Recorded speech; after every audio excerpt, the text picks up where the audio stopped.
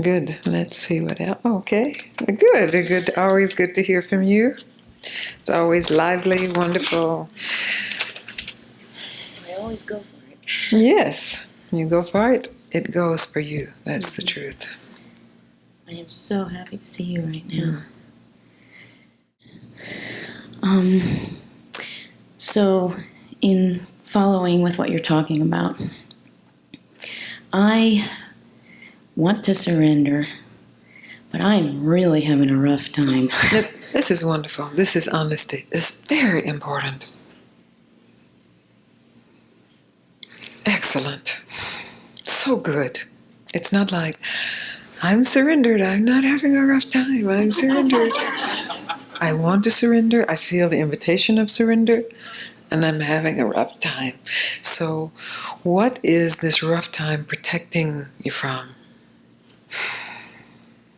What is the fear? It's always a fear at the base of it. You understand that?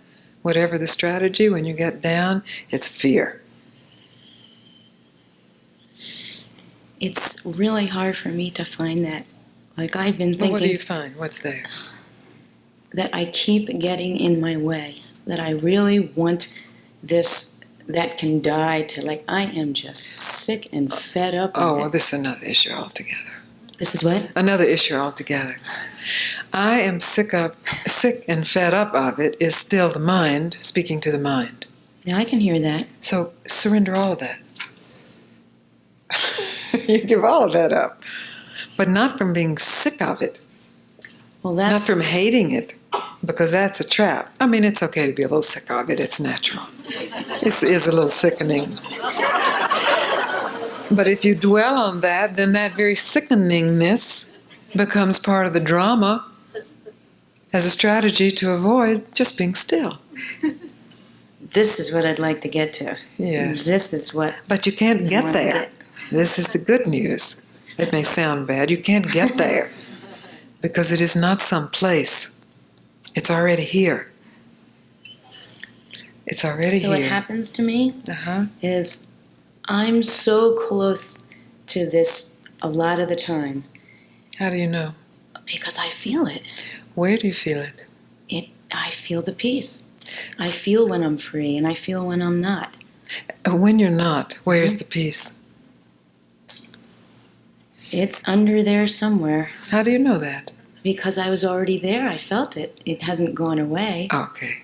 Then all the rest is just conversation. This is what I want your help with. Okay. This is why I wanted to get a question. But listen, it's the same thing I was telling your husband last time when he spoke. It doesn't matter what you're feeling like. It doesn't matter. It doesn't matter you're not feeling so good. So what?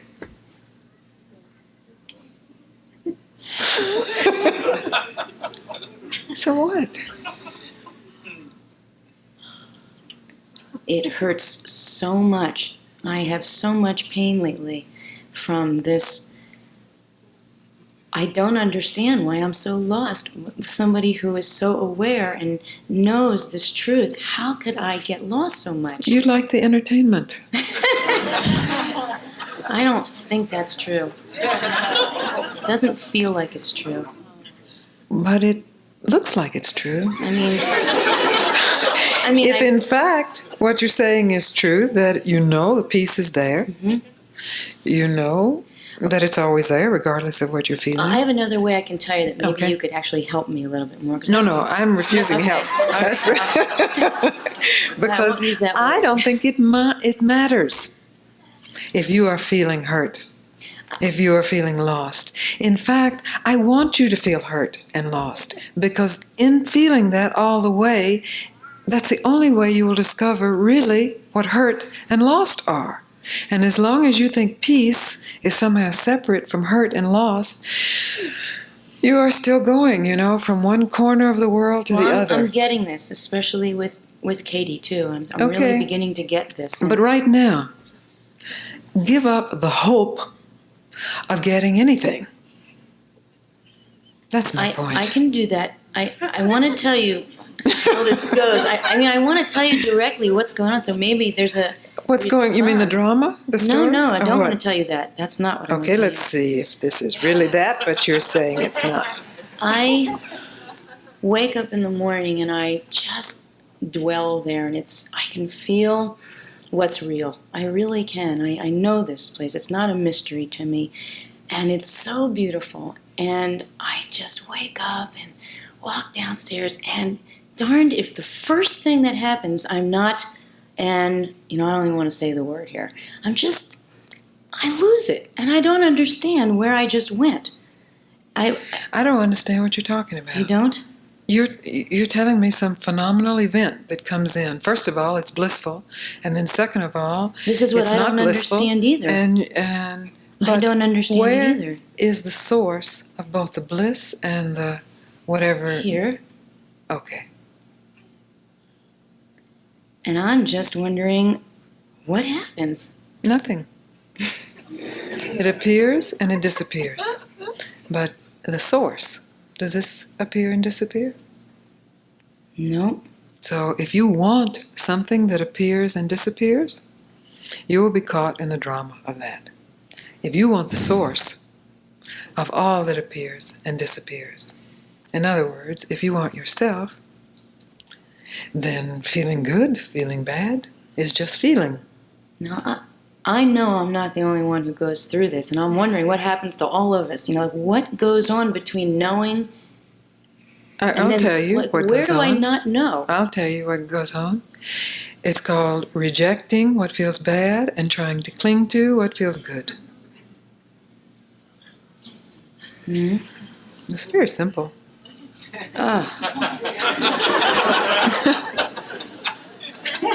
I just can't believe that's how it Oh, really? happens. I mean, Maybe you've discovered a new thing. Let me know. Because you make it sound so easy that to just stay there, and I know it's not easy. No, I'm not saying to just stay I know you're there. not- You It's not are easy it, that you are trying to stay there, not stay there. And it, which is universal, limitless consciousness, has no problem with feeling bad, feeling good. As individual consciousness, you have identified yourself as some object. And when that object shines, you like it. You like yourself. You like the world. And when that object is dull and dark, you hate yourself. You hate the world. I just would like to see me have a little more consciousness. Who is this me that you would like to see? This object? No, this Oh, yes, it is. That's what you just said. energy, this, like you say, this life stream. It's such a beautiful life stream. I can't believe it gets in as much trouble as it does. Well, there's a real addiction to thinking and believing thoughts and using those thoughts as some kind of technology to reject or to cling. To cling to the good part, which you're unsuccessful at, to reject the bad part, which you're unsuccessful at. Wouldn't you say this is a universal success and failure formula? Are you saying that it doesn't matter whether I'm feeling good or feeling Yes. bad? No. Thank you.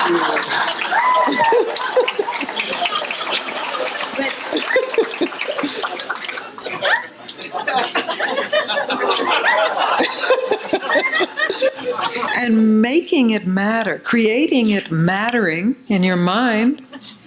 This is What called about suffering other drama. people? I mean, I'm so unpleasant to be around sometimes. Well, I it feel matters to bad for them, other definitely. people. But there's an irony here. Wouldn't you say, I mean, you're in peace most of the time. Wouldn't you say that Yes, I am in peace always. Why That's the can't I truth. be But that in doesn't mean peace? my personality is always what is peaceful. it that I'm not doing so I can have peace more of the time? What is it not that you're not doing? It's what is it you are doing. And that's what I'm Which is the pointing to. rejecting of what I don't like. And the clinging to what you do like. And you are clinging to something that is bound to pass. And you're rejecting something that is bound to pass. But both the clinging and the rejection work in the opposite way. It's quite amazing. If in this bad feeling, this ugly, horrible witch woman appears, you simply, for a moment, don't reject it. Don't compare it to the last version of beauty, goddess, wonderful one. You simply experience it. I don't mean experience it as acted out. That's when you act it out, it's usually some form of trying to reject it, discharge it, or which is also indulge it. But I mean you just experience it. The horror that is also part of this incarnation. The ugliness, the filth of being human. The collective mind that has given rise to the most horrible events imaginable. Just for an instant to actually not say, oh, that couldn't be me, or oh, that's me, and why is it still me? Just to stop all the dialogue, the commentary, and actually experience it. It is a great humbling. It is a humiliation. It is a recognition of this object of who you thought you were. When it is experienced, is realized to be simply energy. An energy which is rejected or clung to. Rejected in this case. Energy that is rejected haunts you, waits when you're least expecting and grabs you by the neck. It's a hungry ghost. So what this liberation Leela is about is in fact liberating that hungry ghost, not liberating you. You are freedom itself. But you have identified yourself as something, and that gives way for a hungry ghost to attack. Well, good. That's why I say good. You don't feel bad? Feel really bad. Give up trying to escape feeling bad. Give up trying to get back to that moment yesterday, last year, 8 years ago, whatever, where you just felt bliss. Give it up. It's all in your mind. And be where you are, experiencing what is arising fully, completely, without indulging it, without ignoring it, without trying to suppress it. And there is a tremendous discovery. You are that which is unaffected by feeling good or feeling bad, by horror or sublime experience.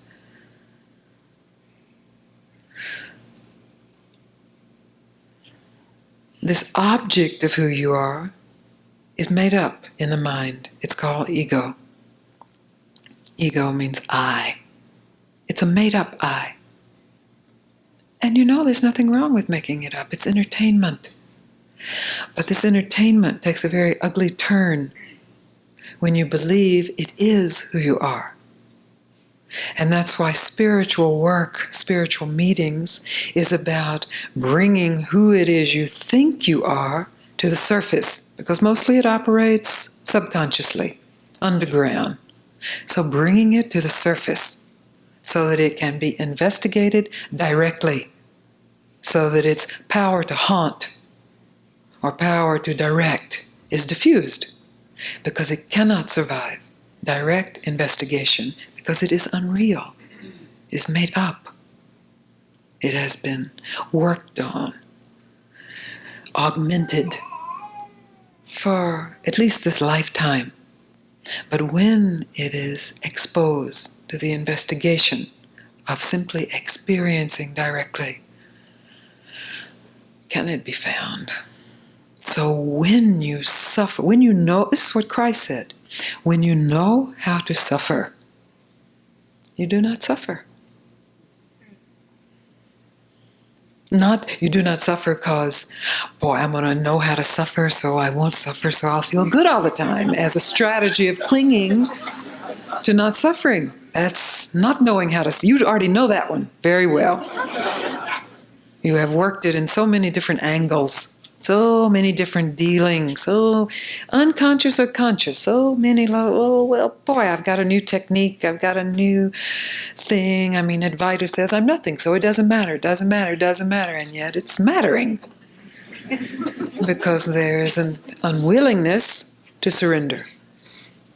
So surrender when you're in bliss, of course.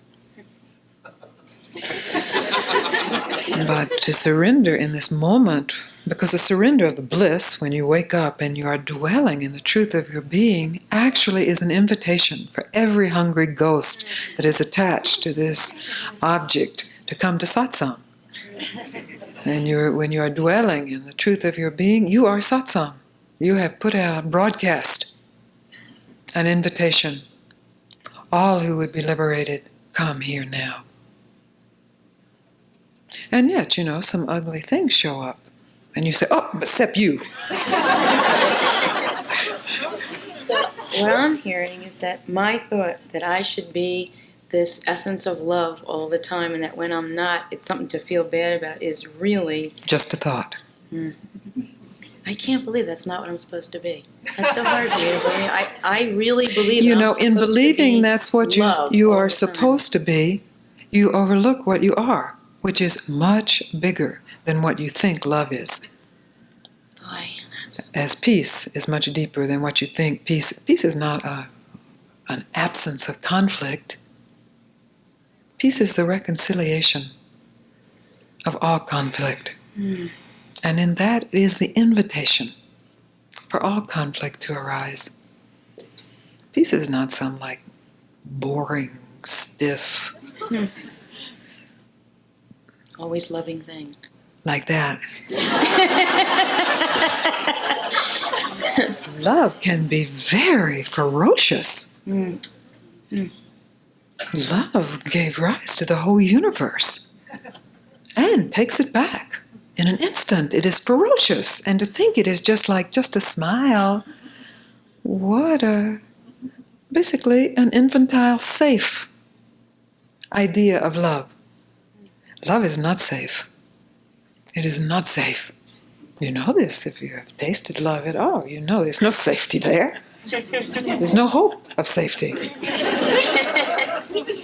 And what truth that is. It's amazing to think I've lived my life really thinking I was a misfit because I wasn't more loving, that something's wrong with me. And I'm listening to you and thinking, wow, this could lighten things up a bit. Good. This word love,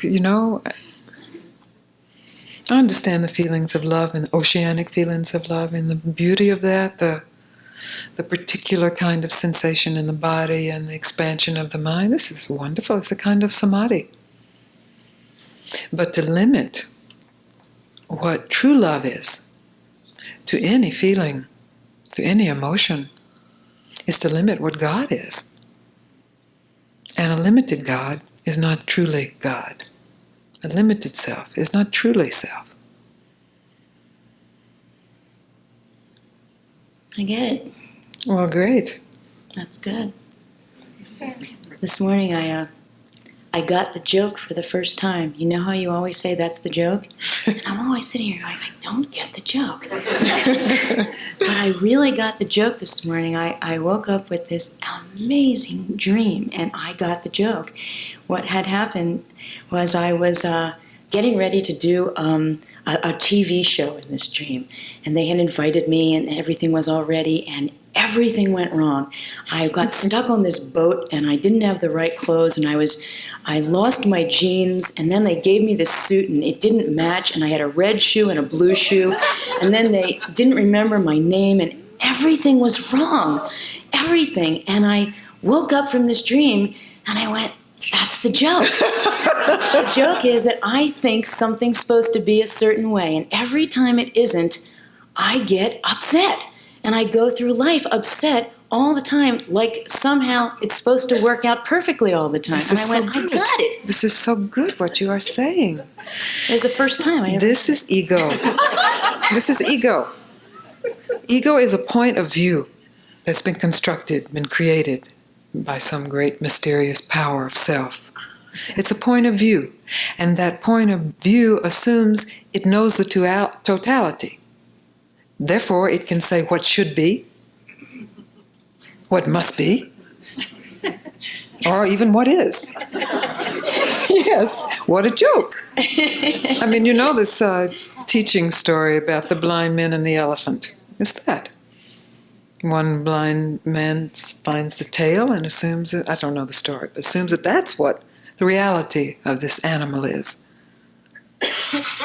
So no person knows what it should be. And there can be great fear and trembling in this. Because at that moment, there's a possibility to surrender, to not knowing what it should be.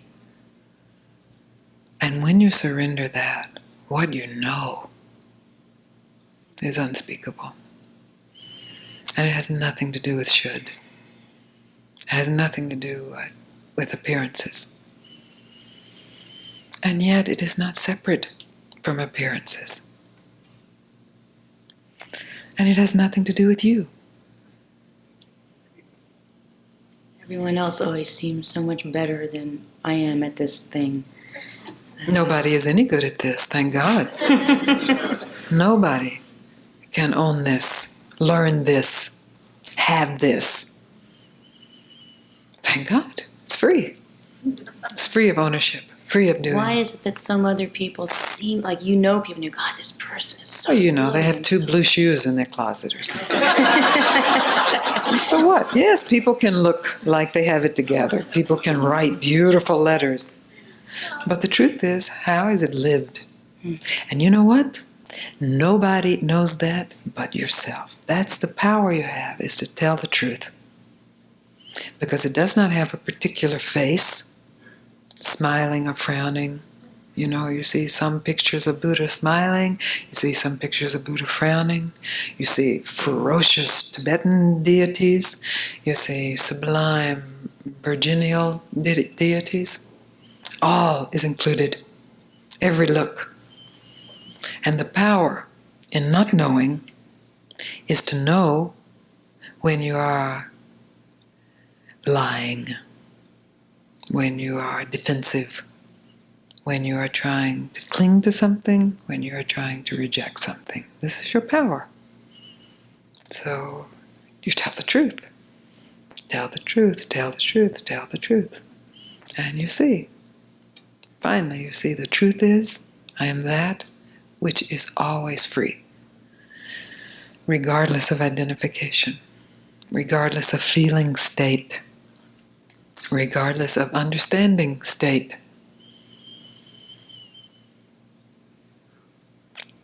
And when you realize this, and that's what you're here for, because most of you have definitely experienced it,